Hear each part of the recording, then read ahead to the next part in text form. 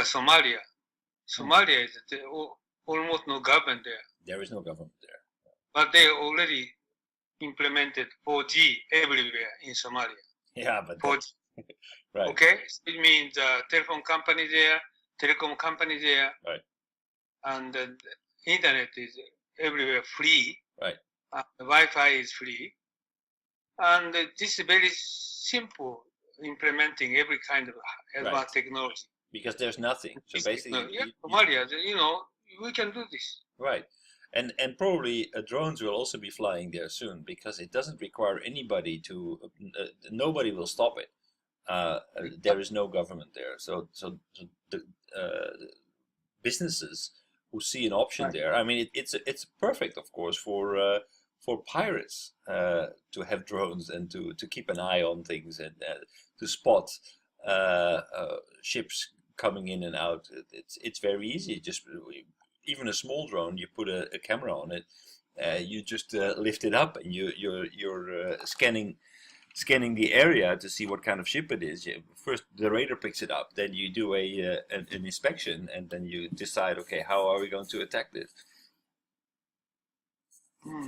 That's also. I mean, do you remember that in Japan there was a drone landed on top of the government, the Diet building? No, what was that? That was I think maybe 3-4 years ago. There was a drone that had fallen on the roof of the Diet building, and that gave a huge stir in Japan, because we need to regulate this. Yeah, I remember. Yeah. So do you know that already? Okay, the other issues I'm concerned about. Already in China, cash is almost disappearing, right? So within a couple of years, they disappear any cash register, and cash itself.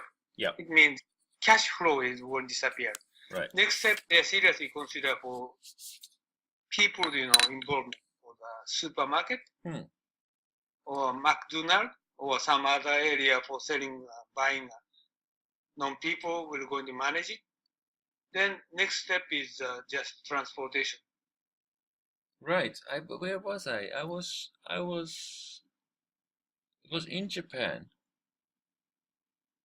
It was in Japan. Yeah, somewhere in. Yeah. Oh yeah, last Friday, I was in a supermarket somewhere in Adachiku, so in the countryside.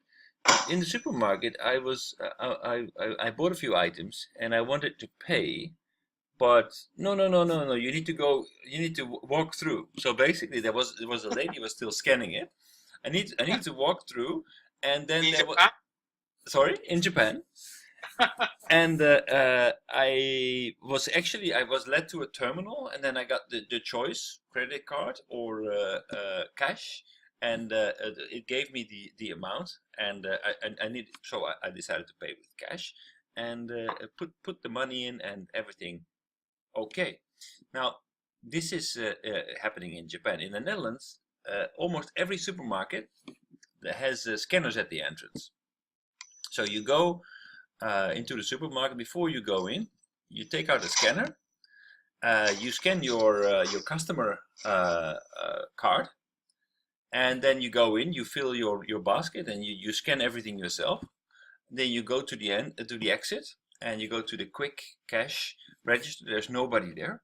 You just present you run the scanner, and it gives you the amount you need to pay, and you can do that electronically. So that is already available. To my surprise, I think that less than 50% of the people use it. Most of the people still use the cash register and have a talk with the lady behind the cash register. Why? They don't mind waiting. I think they just, I don't know, they want to take their time and have a person-to-person conversation rather than doing all the scanning and everything themselves. It's very interesting to see how people respond to this. But I believe that actually at least 50% of the people are still choosing to wait in line for the cash register. Oh, by the way, do you know that I read some articles, America or China, I forget that, but very near future, if you get inside the supermarket and you pick product in your basket, yeah, and go out, then yeah. automatically It's Amazon Shop. It's Amazon Shop. Amazon Shop. It's they have a shop in the United States where you just go in, you take whatever you need, and you walk out. And it's they have in all the packaging they have these chips. Yeah, that's right. So this is the most advanced case. Right. So it means okay, supermarket no people, and also next is how to deliver their product. Okay, and so kind of food distribution, and also the Amazon started to deliver the food to the each customers, right? Yes. The sort of things is going to be wizard men, right? Going to be handled those kind of issues very soon. Yeah, so, no, it's without people. Yeah, that's the next step. Now it's still very labor intensive. I see there's actually in Tokyo. I don't know if you noticed this, but in there's very often the only people that I see on the street are delivery people. There's constantly people going around with now they have this food delivery service. You have the Amazon, but you also have Honeybee. You have other delivery services. You have what's it called? Uber Eats.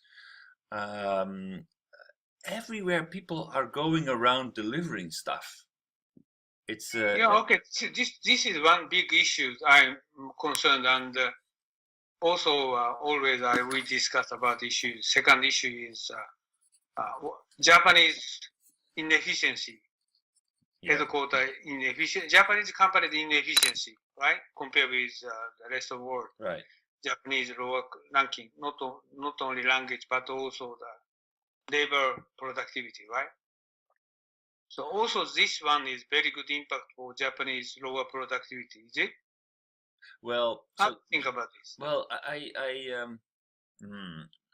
when it comes to labor productivity, I think we need to put a little nuance to the numbers because like inefficiency also means very like extremely extremely high service rate. So there's so many people working in the shop that kind of like clouds the numbers. There is a very high efficiency in under blue collar workers, the people who are working in the factories, and it's very capitalized and a lot of automized, and the way of producing the Kaizen principles make Japan a very efficient country. It's just like overhead. What's hiding in the offices, what's going on with paper still, that is that I think that is something that will need to be impacted. So far we have been able to protect it, but